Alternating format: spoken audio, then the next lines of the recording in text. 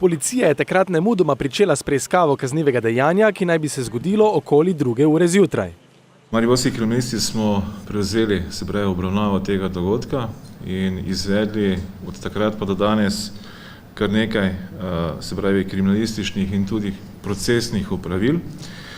Pri tem pa ugotovili odsotnost niz dokazov, ki bi morali biti prisotni glede na podane izjave in opravljen ogled.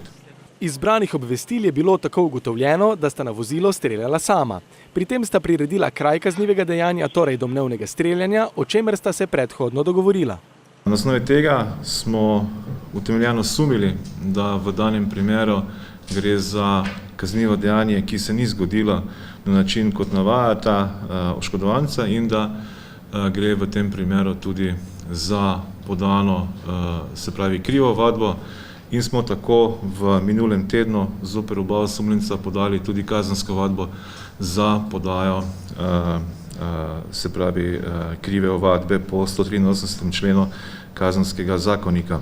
Eden izmed osumljenih, 35-letni Mariborčan, je star znanec policije, saj je bil v preteklosti že večkrat obravnavan za kazniva dejanja z elementi nasilja.